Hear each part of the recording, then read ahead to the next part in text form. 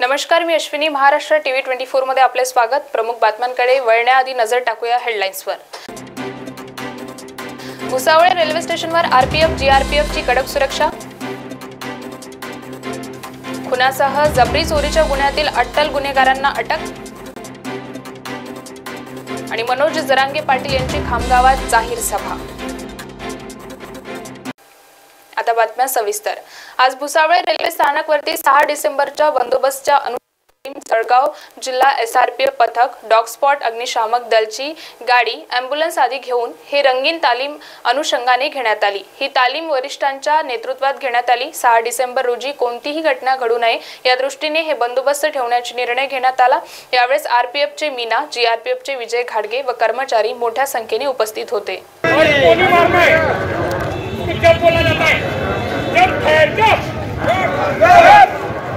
अभी दूसरा जंप है, जंप करो, जंप. अभी कट, मछली मारना, कट, ठहर कट. अभी दूसरा कट. आज या ठिकाणी आम्ही 6 डिसेंबरच्या बंदोबस्ताच्या अनुषंगाने मॉकड्रिल रंगीत तालीम राबवली आहे. आता रंगीत तालीममध्ये जीआरपी, आरपीएफ, जळगाव जिल्हा केवाटी, आरसीपी पथक, अग्निशामक दलाची गाडी, वैद्यकीय अँब्युलन्स वगैरे, तसेच आरपीएफचा डॉग पिनोट इत्यादी यामध्ये सहभाग नोंदवला आहे. मागची मॉकड्रिल येणाऱ्या बंदोबस्ताच्या अनुषंगाने पार पडलेली आहे. सदरची मॉकड्रिल ही माननीय पोलीस अधीक्षक मॅडम, माननीय पोलीस अधीक्षक लोहमा गावरबाद मुख्याध्यापक मॅडम यांच्या मार्गदर्शनाखाली आयोजित केली होती. पोलीस ठाणे माळाकोळी हद्दीमध्ये लांडगेवाडी शिवारातील आखाड्यावर 21 नोव्हेंबर रोजी रात्री अज्ञात आरोपीने वयोवृद्ध जोडप्यास मारहाण करून महिलेच्या अंगावरील सोन्या चांदीचे दागिने जबरीने चोरून नेले होते. सदर प्रकरणात पोलीस ठाणे माळाकोळी येथे गुन्हा दाखल करण्यात आला होता. या महिलेच्या उपचारादरम्यान मृत्यू झाल्याने सदर गुन्ह्यात वाढ करण्यात आली आहे. या गुन्ह्यातील अज्ञात आरोपींना निष्पन्न करून 2 पथके तयार करून आरोपींचा शोध घेणे चालू केले होते. आज या पथकांना गुप्त बातमीदारांकडून खात्रीशीर माहिती मिळाली की नमूद गुन्हा करणारा एक आरोपी मौजे कुरुळ्यावरून कंधारकडे येत आहे. ही माहिती वरिष्ठांना देऊन स्थानिक गुन्हे शाखेच्या पथकाने संगमवाडी फाटा, तालुका कंधार येथे माळाकोळी येथील पोलिसांच्या मदतीने सापळा रचून आरोपी सचिन याला ताब्यात घेऊन त्याची गुन्ह्याबाबत विचारपूस केली असता त्याने व त्याचा भाऊ धनंजय भोसले यांनी मिळून सदरचा गुन्हा केल्याचे कबूल केले. तसेच पोलीस ठाणे लोहा शिवारातील आखाड्यावरील जबरी चोरी केल्याचे सांगितले. त्यावरून दोघांविरुद्ध गुन्हे दाखल करून दोघांना अटक करण्यात आली आहे. माळाकोळी हद्दीमध्ये रात्रीच्या वेळेस ही घटना घडली होती. त्यामध्ये 2 वृद्ध महिला आणि पुरुष या दोघांना मारून त्यांच्या अंगातील आणि जे इतर दागिने होते दागिने काढून त्यांना डोक्यावर मारलं होतं. त्यानंतर त्या महिलेला उपचारकामी ॲडमिट केलं होतं. तर त्या उपचारादरम्यान त्यांची डेथ झाली. तर सदर गुन्ह्यामध्ये 397, 457, 336, 34 भादवी अशाप्रमाणे गुन्हा दाखल करण्यात आला होता. सदर गुन्हा हा गंभीर स्वरूपात असल्यानंतर माननीय SP सरांनी स्थानिक गुन्हे शाखा तसेच माळाकोळीचे API यांना सदर गुन्ह्यातील आरोपी शोधकामी सूचना दिल्या होत्या. त्याप्रमाणे LCBचे 2 टीम तयार करण्यात आले. तसेच माळाकोळीचे पण त्यांनी टीम तयार केली होती. आणि ह्या गुन्ह्यातील आरोपी शोधकामी कंटिन्यू 2 पथक लागले होते. आणि त्याच दरम्यान बरेच जे पारधी म्हणजे जे मोडस होतं गुन्ह्याचं ते जर बघितलं तर पारधी समाजात केल्यासारखं वाटत होतं. त्यामुळं त्या समाजाच्या बऱ्याच ठिकाणी आम्ही शोध घेतला. त्यानंतर गोपनीय माहिती मिळाली आम्हाला की सचिन उर्फ बोबड्या, पिता बाबूराव भोसले, वय 27 वर्ष, हा राहणारा कुरुळ्याचा आहे पण सध्या ताडपांगरी येथे राहतो. तर ह्याची आम्हाला माहिती मिळाली की तो जे ह्या गुन्ह्यामध्ये आहे आणि त्याप्रमाणे आम्ही LCBची टीम त्याला ताब्यात घेऊन त्याच्याकडून 44,000 रुपयाचा जो गुन्ह्यातील मुद्देमाल आहे तो जप्त करण्यात आला. तसेच विचारपूस दरम्यान त्यांनी सांगितलं की यापूर्वी पण 2 दिवसापूर्वी त्यांनी लातूर येथे पण अशीच म्हणजे गुन्ह्यात वापरलेली जी मोटरसायकल आहे ती पण चोरीची आहे आणि त्यांनी जी चोरी केली होती. आणि तसेच त्याला विचारपूस केली. मागे लोहा पोलीस स्टेशनला पण अशाच प्रकारचा गुन्हा दाखल होता. त्या गुन्ह्यामध्ये पण त्यांनी कबुली दिलेली आहे. त्या गुन्ह्याचा पण तपास चालू आहे. तसेच इतर 4 जे गुन्हे आहेत त्यामध्ये फरार होता. इतर गुन्ह्यामध्ये आरोपी अटक होते आणि हा नाव निष्पन्न होतं पण फरार होता. तो पण त्याच्यामध्ये निष्पन्न झालेला आहे. आणि ह्यापूर्वी पण त्याच्यावर बरेच गुन्हे दाखल होते. मराठा आरक्षण आंदोलनाचे नेते मनोज जरांगे पाटील विदर्भ दौऱ्यावर येत असून त्यांची बुलढाणा जिल्ह्यातील खामगाव येथील भारतरत्न डॉक्टर बाबासाहेब आंबेडकर नगर परिषद मैदानावर सभा होणार आहे. भव्य अशा मैदानावर सभेचे आयोजन करण्यात आलेले असून सकल मराठा समाज बांधव यासाठी झटत आहे. मराठा समाजाला आरक्षण मिळावे यासाठी गेल्या अनेक वर्षापासून मागणी होत आहे. मराठा आरक्षणासाठी मनोज जरांगे पाटील यांनी लढा सुरू केल्यापासून त्यांच्या उपोषण आंदोलनाला मराठा समाज बांधवांकडून मोठा पाठिंबा मिळताना दिसून येत आहे. मर्द मराठा मावळा मनोजदादा जरांगे पाटील हे दिनांक 4 डिसेंबर 2023 वार सोमवार रोजी सायंकाळी 4 वाजता खामगाव शहरात त्यांचं आगमन होणार आहे आणि त्यांच्या आगमनानिमित्त त्यांच्या स्वागतासाठी आम्ही सकल मराठा समाज बांधव खामगाव शहर व ग्रामीण परिसरातील सर्वांनी जय्यत तयारी केली असून आणि मनोज जरांगे पाटील यांनी जो मराठा आरक्षणाचा मुद्दा निस्वार्थी भावनेने उचलला आहे त्यांच्या पाठीशी सर्व शहर व ग्रामीण परिसरातील सकल मराठा बांधव मोठ्या ताकदीने उभे आहेत आणि या ठिकाणी त्यांच्या आगमनासाठी त्यांच्या सभेसाठी जय्यत तयारी सकल मराठा समाज बांधवांच्या वतीनं करण्यात आलेली आहे. महिलांची व्यवस्था, पुरुषांची व्यवस्था, पोलीस प्रशासनाची, पत्रकारांची, येणाऱ्या प्रत्येक बांधवांच्या गाडींचे पार्किंगची व्यवस्था, वैद्यकीय व्यवस्था, पाण्याची व्यवस्था, सोबतच स्वच्छतेची आणि सर्वच बाबीची तयारी आम्ही या ठिकाणी केलेली आहे. निश्चितच मोठ्या संख्येने या ठिकाणी समाज बांधव येणार आहेत आणि मनोजदादा जरांगे पाटील यांचं प्रबोधन ऐकून समाजसेवेसाठी तयार होणार आहेत, प्रेरित होणार आहेत असंच या ठिकाणी मी सांगू इच्छितो. ते मुक्ताईनगर येथून निघणार आहेत. आज चाळीसगावची सभा त्यांची होती, तेथून ते मुक्ताईनगरवरून मलकापूर आणि मलकापूरहून नांदुऱ्यावरून खामगाव व खामगावची सभा आटोपल्यानंतर ते शेगावला निवासासाठी जातील व दुसऱ्या दिवशी पुढच्या श्री संत गजाननाचं दर्शन घेऊन पुढच्या मार्गासाठी त्यांच्या पुढच्या सभेकरता ते रवाना होतील. प्रमुख बातम्यांमध्ये वेळ झाली आहे छोट्याशा विश्रांतीची. बघत रहा Maharashtra TV 24.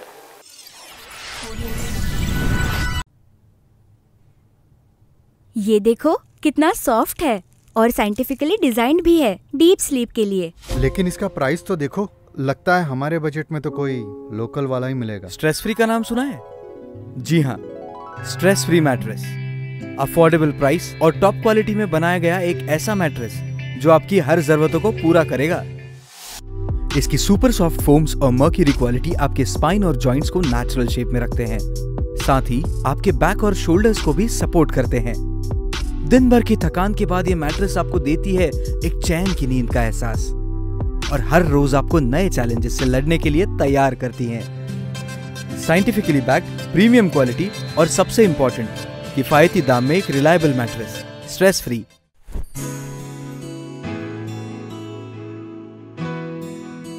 Stress free mattress, rest your body and soul.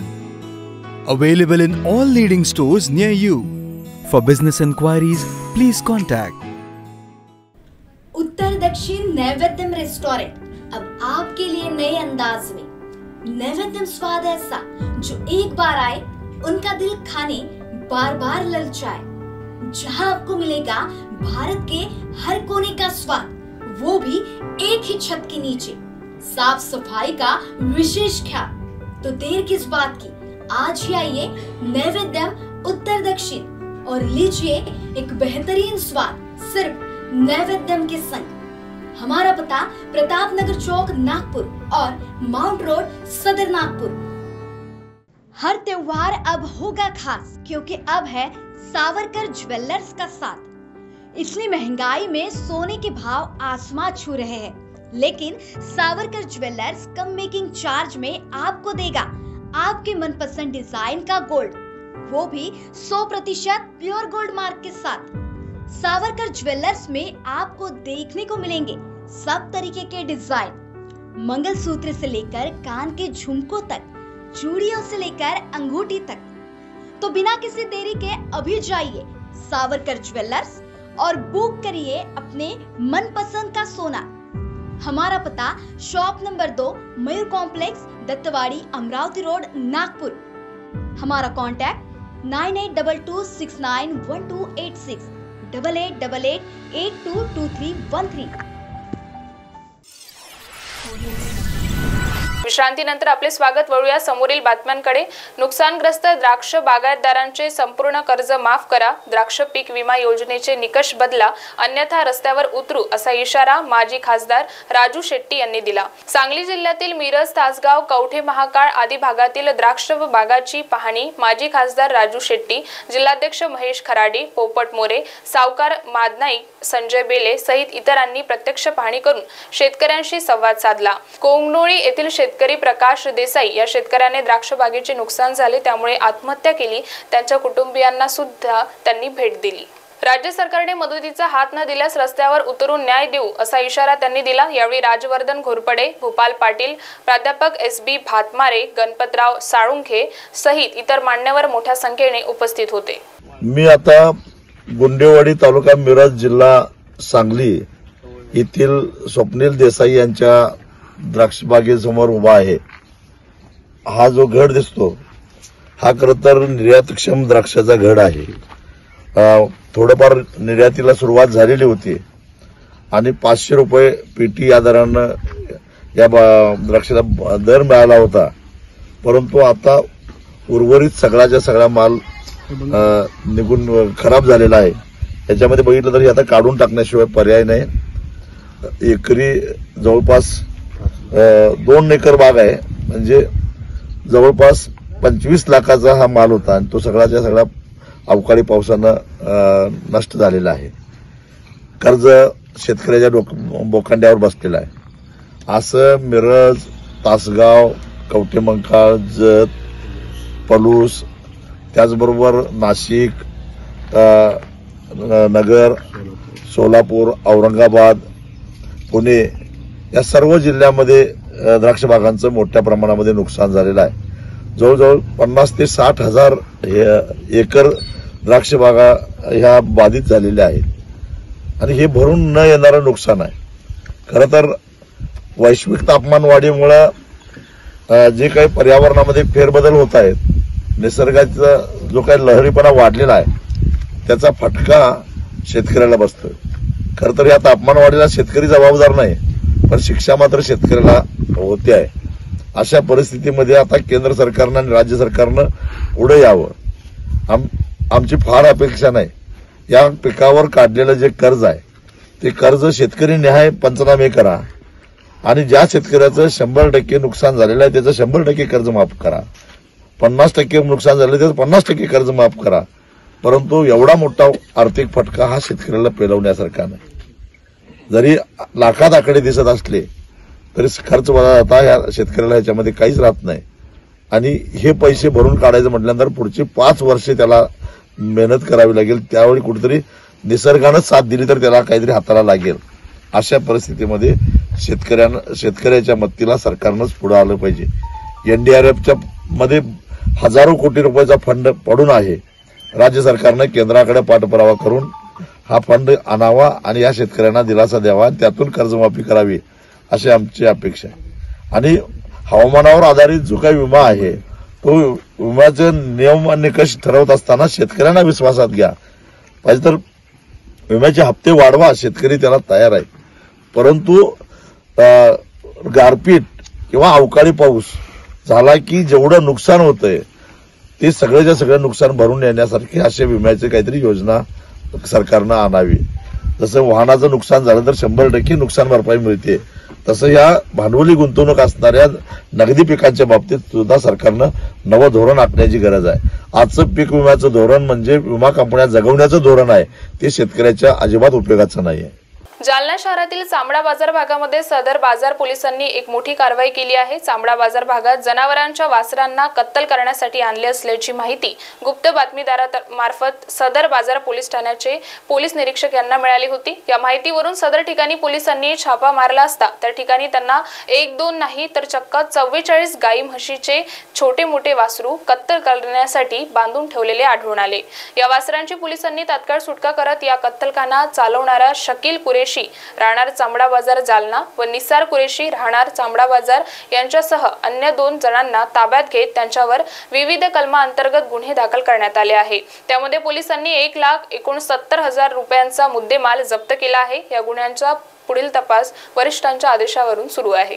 आज पहाटे आम्हाला गुप्त बातमीदारांकडून माहिती मिळाली की चमडा बाजार परिसरामध्ये काही गोवंश हे कत्तलीसाठी आणून ठेवलेले आहेत. त्यासाठी आम्ही आमच्या पोलीस ठाण्याचे पोलीस उपनिरीक्षक उबाळे तसेच शिंदे नरोडे अशा सर्व अधिकारी व स्टाफने त्या ठिकाणी गुप्त बातमीदाराच्या साहाय्याने त्या ठिकाणी छापा टाकला असता एकूण 44 लहान मोठे गोवंश व कालवड त्याची किंमत अंदाजे $2.25 लाख इतके ताब्यात घेतलेले आहेत व संबंधित मालकांवरती आम्ही महाराष्ट्र प्राणी रक्षण अधिनियम 1976चे कलम 5 व 9 प्रमाणे गुन्हा दाखल करण्यात आलेला आहे. यामध्ये एकूण 44 गोवंश यांना आम्ही मुक्त केलेलं आहे व त्यांची रवानगी पांढरपूर या ठिकाणी केलेली आहे.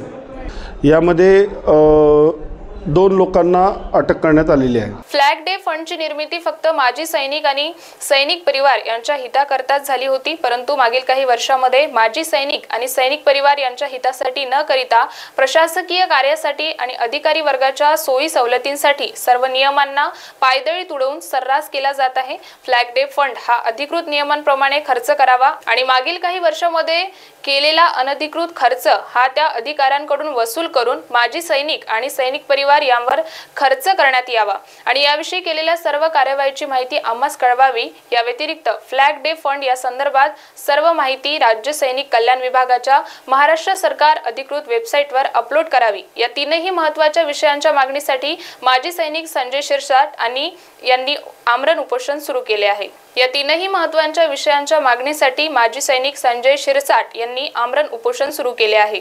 आमच्या मागण्या अशा आहेत. 3 मागण्यांसाठी आम्ही प्रामुख्याने इथे बसलेलो आहोत. यामधील एक मागणी जी पहिली आहे सैनिक बोर्डाची वेबसाईट, तर ती वेबसाईट जी आहे ती पूर्णतः कार्यान्वित करण्यासाठी आमचा हा लढा सुरू आहे. याच प्रश्नासाठी आम्ही 15 आणि 16 ऑगस्ट 2021 रोजी याच ठिकाणी उपोषण केलं होतं. तर त्यावेळी राज्य सैनिक कल्याण बोर्डाचे उपसंचालक माननीय RR जाधव यांनी आम्हाला लेखी आश्वासन दिलेलं आहे की आम्ही ती वेबसाईट 3च महिन्यात कार्यान्वित करू. प्रमुख बातम्यांमध्ये वेळ झाली आहे. इथेच थांबण्याची. बघत रहा महाराष्ट्र TV 24. बॉस ने मीटिंग बुलाई. बाहर उठो बैठो. तकलीफ उठने बैठने की नहीं, तकलीफ बवासीर की है. बवासीर, फिशर, भगंदर, पाइलोनियल साइंस का आयुर्वेद तथा आधुनिक लेजर से उपचार. कॉल या विजिट करें www.pilesfistulacure.com. आसमान महिला क्रेडिट कोऑपरेटिव सोसाइटी जिला नागपुर लेकर आया है आप सभी के लिए दिवाली के अवसर पर खास ऑफर. आसमान महिला क्रेडिट कोऑपरेटिव सोसाइटी में आपको देखने को मिलेगी कई सारी योजनाएं, जैसे कि दिवाली धमाका योजना, जिसमें सीनियर सिटीजन और महिलाओं को स्पेशल FDR पर 10 से 10.25% तक का ब्याज मिलेगा. आसमान लखपति योजना में इन्वेस्ट करने में 72 महीने में 1 लाख रुपए पाए और 6 साल में बने लखपति. इतना ही नहीं, आसमान महिला क्रेडिट सोसाइटी आपको देगा आपके सेविंग्स अकाउंट में 4% तक का ब्याज.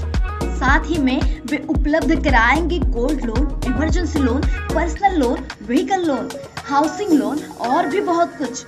हमारा पता झंडा चौक नटराज टॉकीज के अपोजिट महल नागपुर. संपर्क करें 0712-299-5545 और 9850396080 पर.